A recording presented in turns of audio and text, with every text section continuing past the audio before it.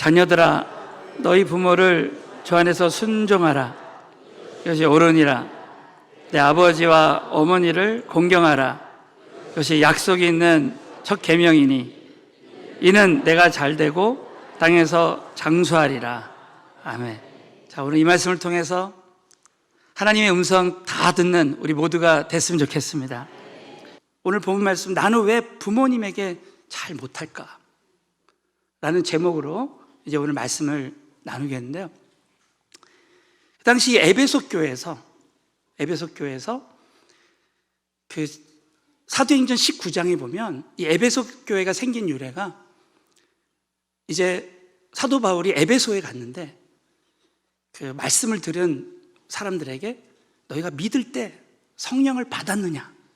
그래서 나는 성령이 있음을 듣지도 못했다 할 때 사도 바울이 성령 세례에 대한 말씀을 전하고 그들에게 안수할 때 성령이 임하고 방언이 임하고 교회가 세워지는 역사가 일어난 줄로 믿습니다. 그래서 여러분, 저와 여러분이 믿을 때 성령 받는 것이 얼마나 중요한지 몰라요. 저는 이번 우리 은혜 만남에 우리 오신 모든 새가족들, 우리 자녀들도 은혜 만남하고 있는데 이번에 한 사람도 빠짐없이 예수님 영접하고 성령 받고 그 증거로 은사 받는 은혜가 임했으면 좋겠습니다. 뿐만 아니라 그 에베소 교회에 성령이 강하게 역사해서 사도 바울이 3년 이상을 그 두란노 서원에서 가르치고 에베소에 큰 부흥이 왔습니다. 여러분, 성지순례 가보신 분들 아시겠지만 에베소에는 많은 우상을 섬겼어요. 그런 가운데 이제 로마가 유럽을 정복하고 에베소는 로마의 지배 아래 있었고 믿지 않는 그 로마의 그 문화가 들어와서 황금 막론주의가 됐어요. 그때 그 당시에 그래서 이 젊은이들이 이 부모를 떠나서 돈 벌러 막 다른 지역으로 가고 이 노인들이 혼자서 막 또 정말 독고하는 노인들이 많이 생겨지고 이 에베소 교회 안에도 이 부모를 공경하는 마음이 다 많이 사라지게 됐습니다. 그래서 오늘 사도 바울을 통해서 하나님이 너희는 그 부모를 순종하고 공경하라. 그러면 너희들이 잘 되게 될 것이다 라는 말씀을 부어주시는 거예요. 여러분, 오늘 이 말씀을 통해서 이 어버이 줄뿐만 아니라 우리 모두가 정말 부모님에게 효도하는 사람이 되어서 행복한 가정들이 다 됐으면 좋겠습니다. 그래서 오늘은 이 자녀들이 부모님에게 잘 못하는 그 이유가 무엇인가? 특별히 이제 부모님을 다 이제 여의고 부모님이 없는 분들은 이제 오늘 이 말씀을 이제 영적인 권위자에게, 나에게 영적인 부모님에게도 이렇게 여러분 적용을 하셨으면 좋겠습니다. 그래서 오늘 이 자녀들이 부모님에게 잘 못하는 첫 번째 이유는 뭐냐면 순종과 공경의 중요성에 대한 말씀을 모르기 때문입니다. 따라서 순종과 공경의 중요성에 대한 말씀을 깨닫자. 오늘 이 은혜가 다시 한번 우리에게 임했으면 좋겠습니다. 이 순종한다는 게 얼마나 중요한 것인가, 공경한다는 게 얼마나 중요한 것인가. 에베소 6장 1절부터 다 같이 있습니다. 시작. 자녀들아 주 안에서 순종하라. 이것이 옳으니라. 2절 시작. 내 아버지와 어머니를 공경하라. 이것이 약속이 있는 첫 계명. 1절을 다시 보면 자녀들아 너희 부모를 주 안에서 순종하라는 거예요. 순종하라. 주 안에서 이것이 옳으니라. 순종하는 것이 옳다는 것이죠. 특별히 이 순종한다는 게 무슨 뜻이냐? 여러분, 순종이란 이 부모의 뜻을 잘 받드는 것이다. 따라서 순종이란 부모의 뜻을 잘 받드는 것이다.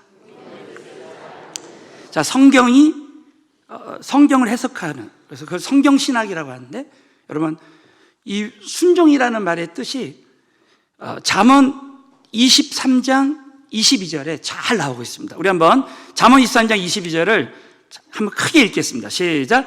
너 낳은 아비에게 청종하고 내 늙은 어미를 경히 여기지 말라. 정말 우리를 사랑하는 우리 부모님, 아버지와 어머니의 그 말을 잘 들어볼 필요가 있다는 거예요. 부모님은 우리를 낳을 때부터 늘 우리를 위해서 기도하고 우리를 사랑하고 그러기 때문에 부모의 말을 들어볼 필요가 있다는 거예요. 그래서 그 순종하는 쪽으로 그걸 잘 듣고 따라가는 것이 중요하다는. 근데 오늘 이 말씀에 보면 주 안에서, 자, 한번 따라하세요. 주 안에서 순종하라. 이 주 안에서 순종하라가 참 중요한 것입니다.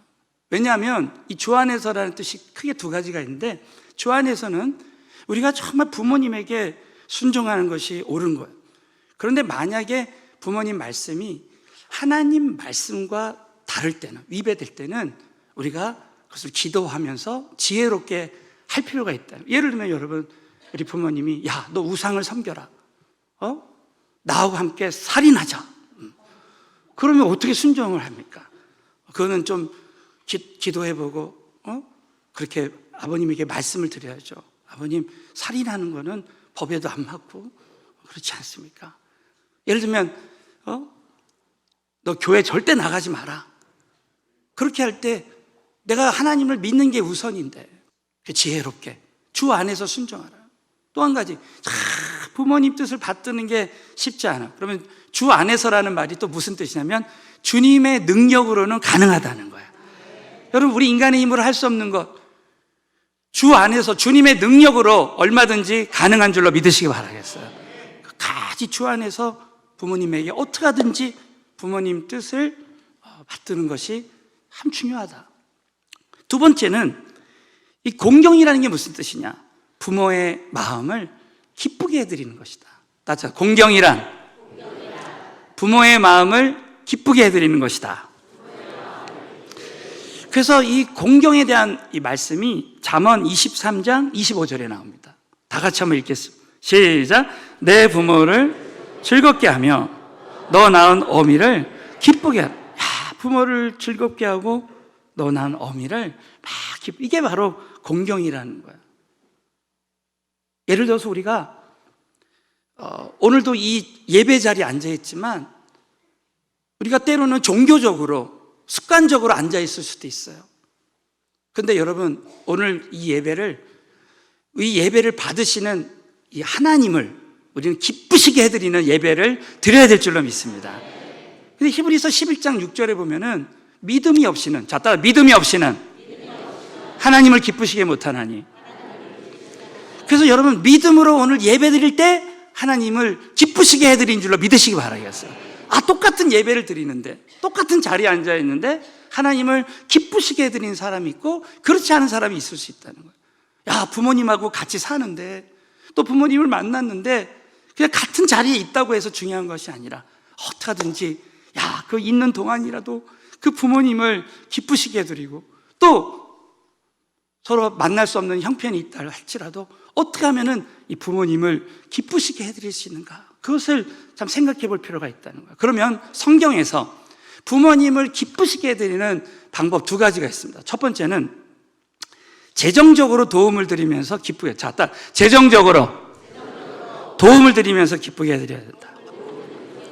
그래서 우리 예수님이요, 마가복음 7장에 보면 이제 고르반이라 그래서, 이 고르반은 하나님께 드린다는 뜻이에요. 너희가 하나님께 드린다고 하면서 부모에게 드리지 않으면 안 된다는 거예요.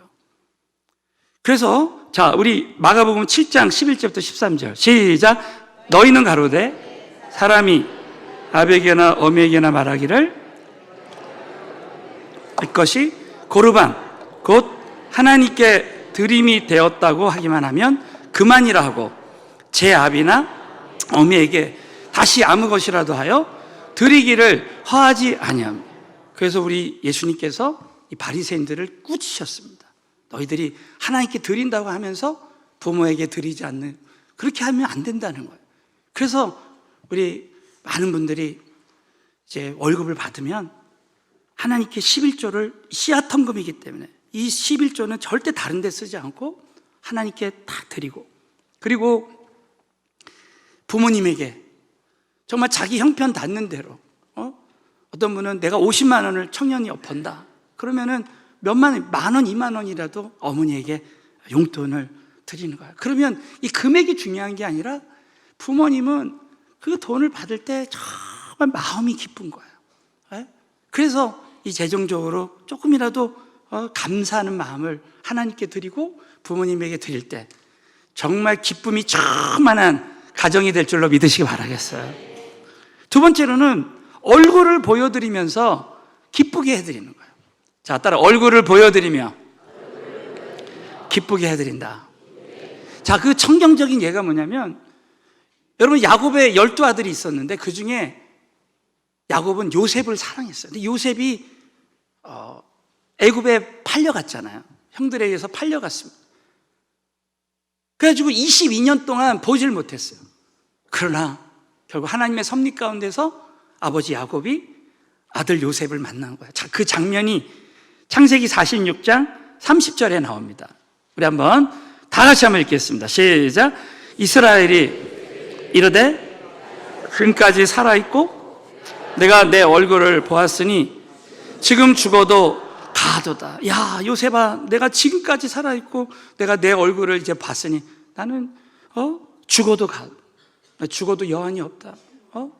그래서 얼마나 야곱이 요셉을 보고 기뻐합니까?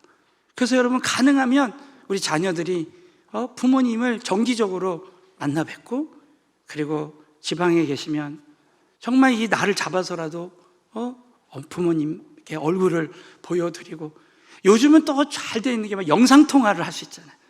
영상통화를 하니까 영상통화로 부모님 이렇게 기쁘시게 해드리는 거예요. 정말 저와 여러분이 어떻게든지 우리 부모님을 기쁘시게 해드리고, 특별히 중요한 것은 가정에서 내가 무엇보다도 순종과 공경의 모델이 되어야 된다. 다 따라서 가정에서 순종과 공경의 모델이 되어야 한다. 우리 지난 주일에 말씀드렸지만 요나가 이 공동체의 이 큰 풍랑을 만난 것은 결국 나의 책임입니다. 모든 것이 다 나 때문입니다 할 때 풍랑이 잠잠해졌잖아요. 우리 부모님들이 이 모든 것이, 우리 자녀들이 효를 배우지 못한 것은 다 나 책임입니다.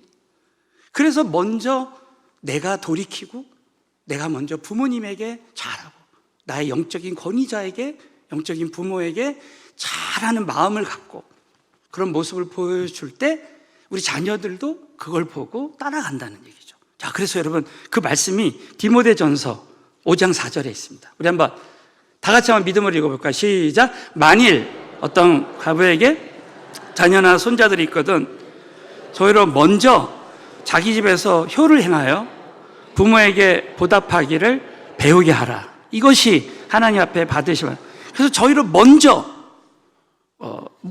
자기 집에서 효를 행하여 부모에게 보답하기를 배워요. 먼저 내가 본을 보면 내가 부모님에게 잘할 때 무엇을 심든지, 자, 따라 무엇을 심든지 그대로 거두게 하신다.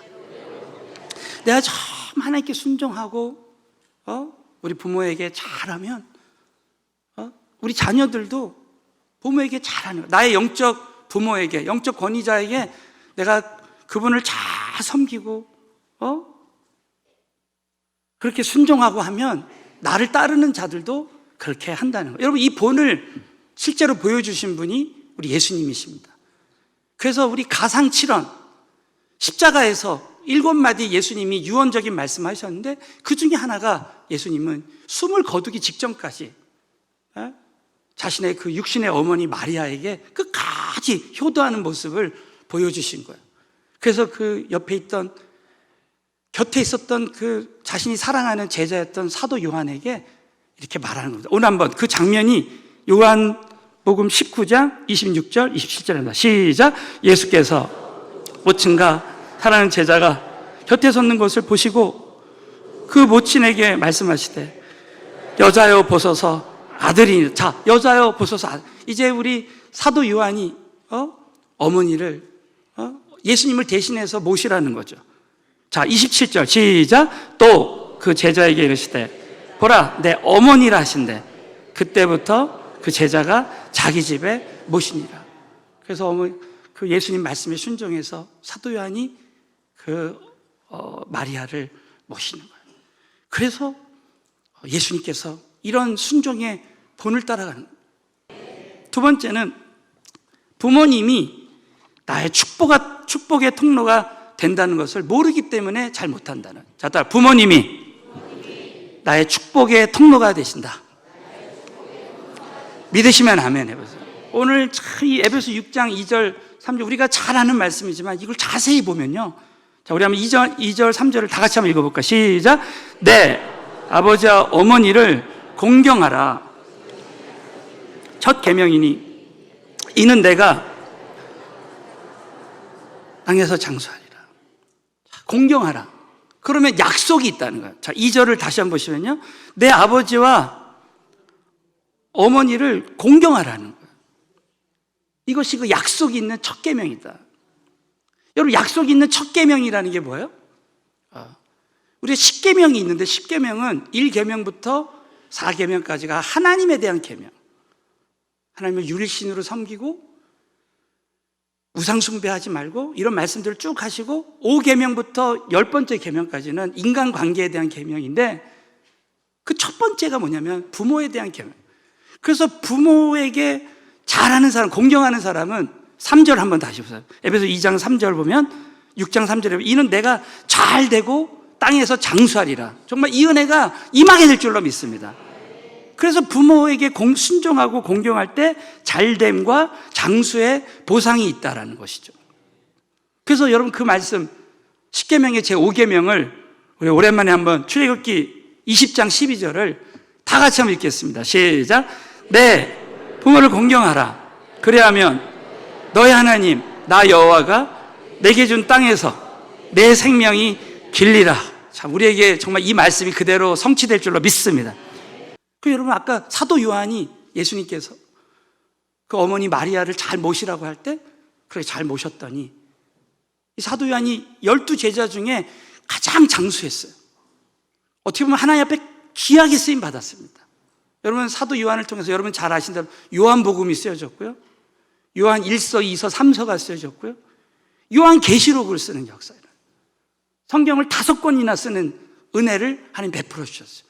부모에게 잘하는 사람은 잘되고 장수할 수밖에 없는 줄로 믿으시기 바라겠어요.